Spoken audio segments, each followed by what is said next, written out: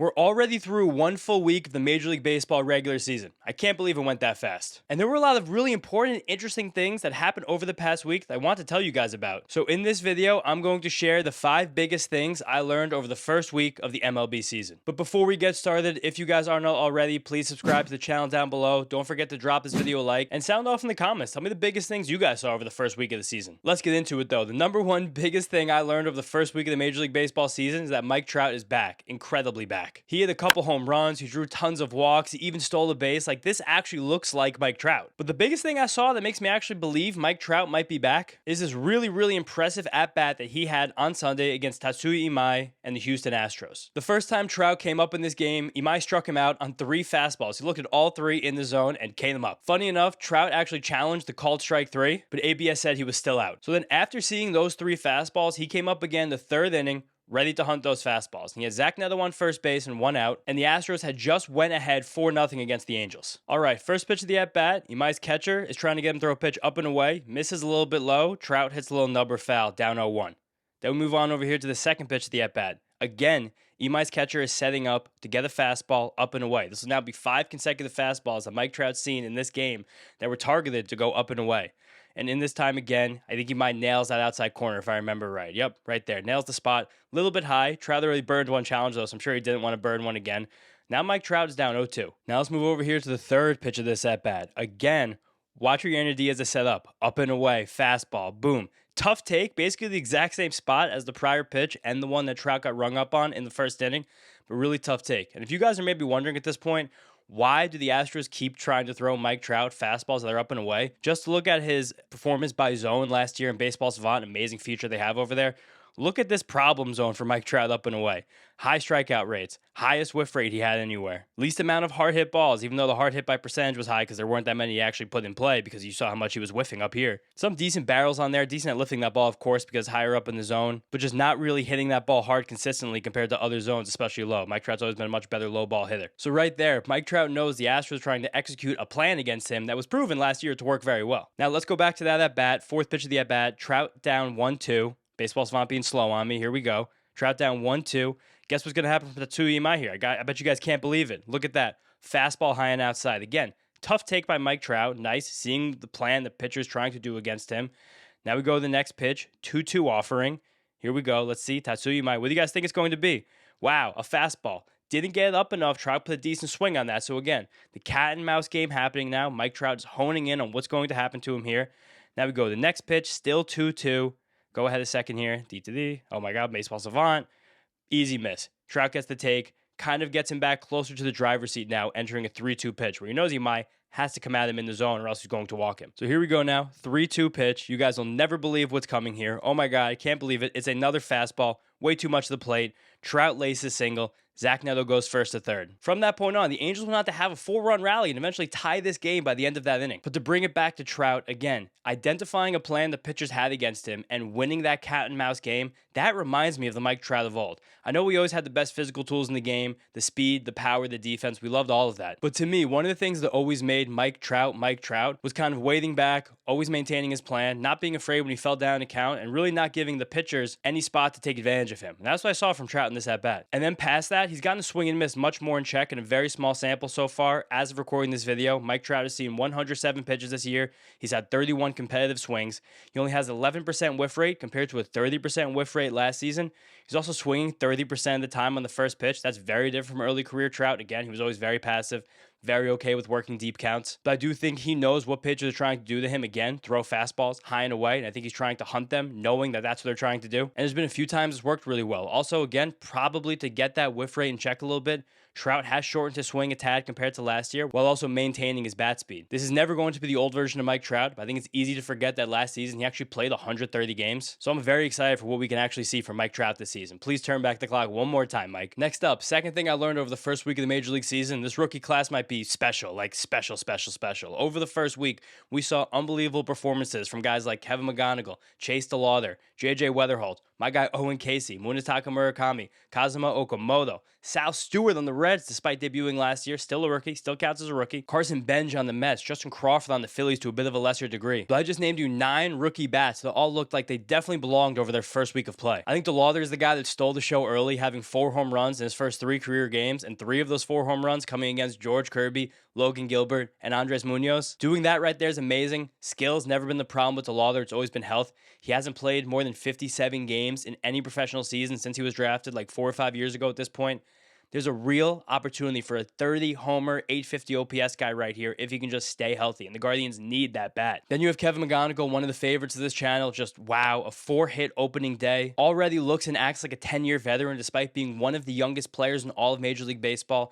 Displaying the same mastery of the zone that we saw him have in the minor leagues, displaying the same unbelievable bat control again that we also saw from him in the minor leagues in spring training. We're at the time of recording this, a 73.5 mile per hour average bat speed, which would hint at plus power near the 75th percentile. I don't really see a flaw with Kevin McGonigal. I see nothing wrong. He's also already played in multiple positions on the infield for the Tigers. They value him as a plus defender. This is the kind of skill set that should give Tigers fans and fantasy baseball players goosebumps because, again, there's no hole here. The sky is the limit. It might even be higher than the sky. This guy's a freak. Then you got my guy Owen Casey, a walk-off home run on Sunday in a game where he did not even start because a lefty was on the mound. Also on Friday night, he was thrust into the lineup against the lefty because Christopher Morel was scratched late, and all Casey did was lace a 2-strike double off of a lefty right at the gap. Beautiful piece of hitting. Also already has 2 batted balls hit harder than 111 miles per hour, show the 75 mile per hour average swing speed. He is swinging and missing a lot, but wow, getting the playing time and producing. Munetaka Murakami has a few tanks and has showed the great patience that we thought could actually turn him into a true 30-35 homer bat at the major league level. Sal Stewart of the Reds, like, wow, this guy is hitting the crap out of the ball right now.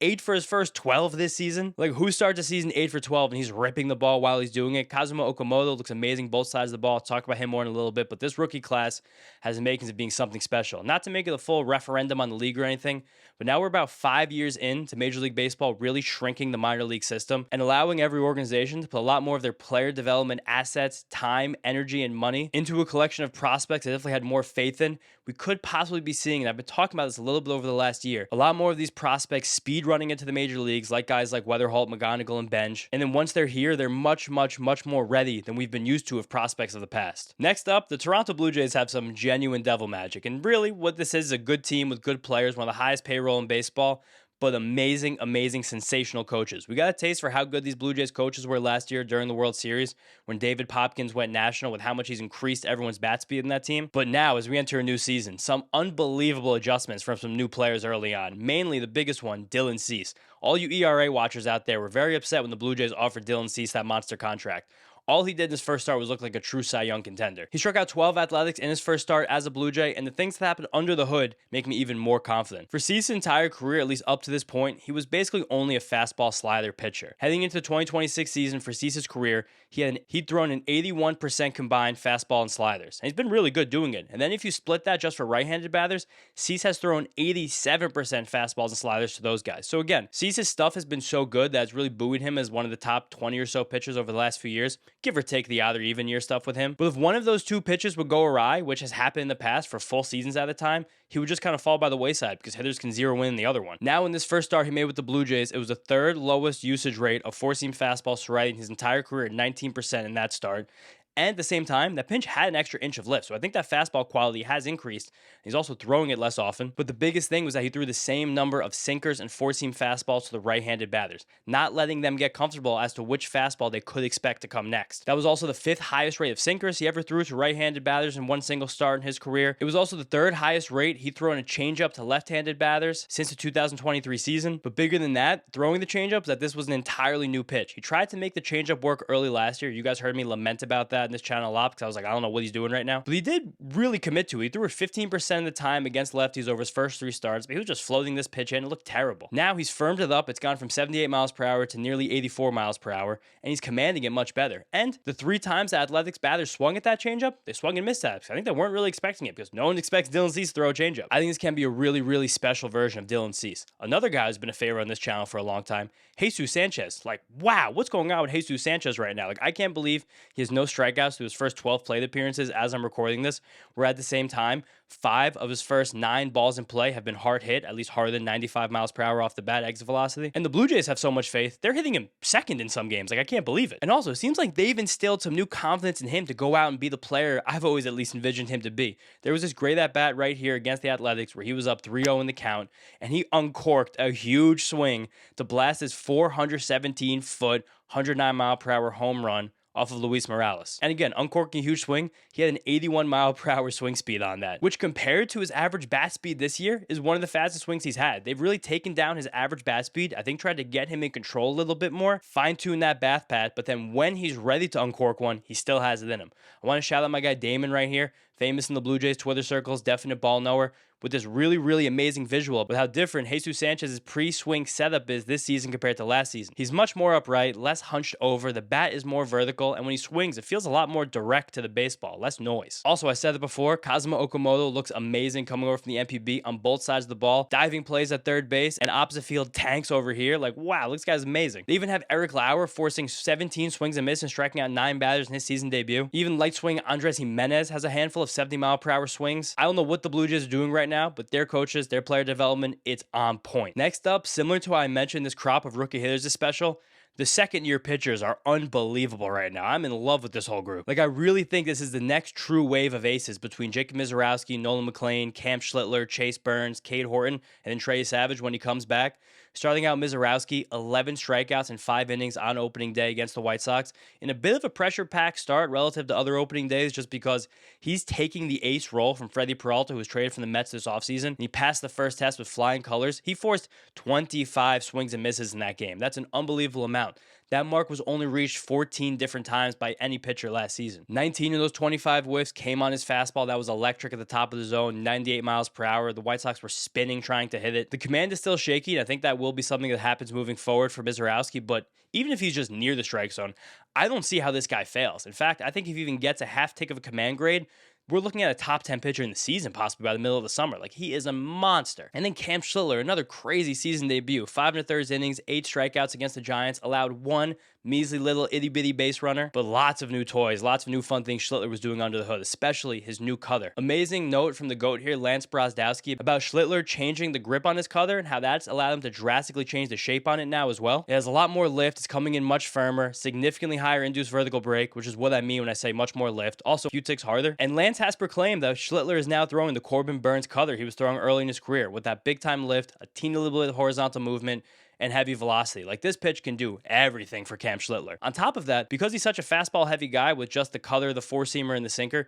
he needs to have a little bit of variation with those fastballs. And he did that in a big way in this start with his sinker and his four-seamer against right-handed batters. Here's a note I put on Twitter. Everyone follow me there about Schlittler using his sinker in this start. He worked in a lot more towards the end of last season, but in this start, he threw it 45% of the time, more than his four-seamer. Again, just another new toy, not letting the righties ever get comfortable against him. And then my guy Nolan McLean on the Mets, a little bit of a shaky start, rocky first 2 innings, but then settled in, started letting his breaking balls play up, and no one in baseball can spin a breaking ball like Nolan McLean right now. Cade Horton gets forgotten about all the time because he's not as flashy as other dudes, but he's such a good pitcher. Look at this amazing breaking ball from his debut. He will not allow runs. Command Artisan, nice cut ride fastball. I love this guy. And then Chase Burns, but so many of the injury concerns behind him with 7 strikeouts over 5 innings in his debut without allowing an earned run, sitting at 98 miles per hour. This entire crop of second-year pitchers are so unbelievably special. I just went through 6 of them. Trey Savage is still in the injured list. Like, these guys are going to be the next wave of aces in Major League Baseball, for sure. And now last up, this one's a little bit more meta.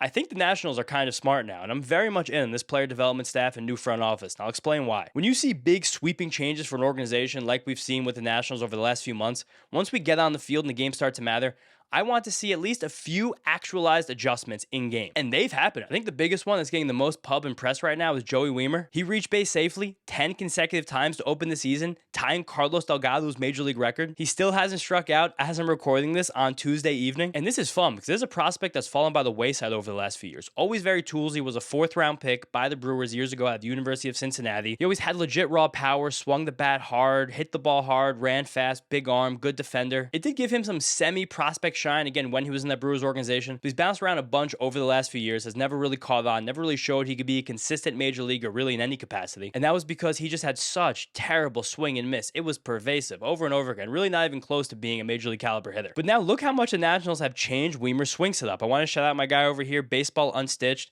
making this great visual about Weimer's swing last season compared to this season. Way simpler.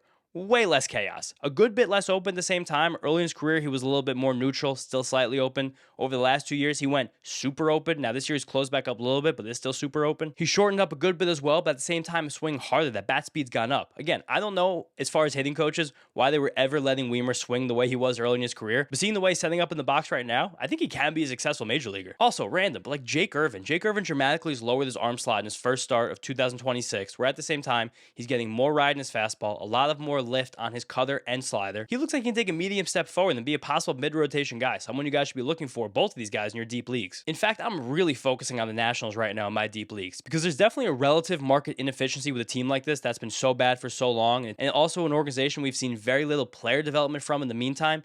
But now with Paul Taboni in charge, great executive coming over from the Red Sox, Blake Butera, youngest manager in Major League Baseball, his team's riding from already, Simon Matthews, their pitching coach, sharp guy, is only 1 year older than me, and we had a very similar college academic track, which was really funny. But he was a minor league pitcher, and he spent some time in the Reds organization as they were building up a driveline type program with Kyle Boddy. Bottom line, I'm paying very close attention to this team, and I'm watching what they're doing. Like, they're going way up my fun team tier list. But all right, guys, that was 5 things I learned over the first week of the Major League season. Just some channel notes coming up. I know I missed the first waiver wire video of the year. Just to pull back the curtain a little bit, lots of very serious things happening in my personal life right now, so it's a very busy weekend for me. I'm going to try and get you guys a waiver wire video before they run this Sunday, but no promise on that, but I'm going to try. By next week, guaranteed waiver wire video, no doubt about that. Early season waivers are a very big deal. I'll help you guys with that soon.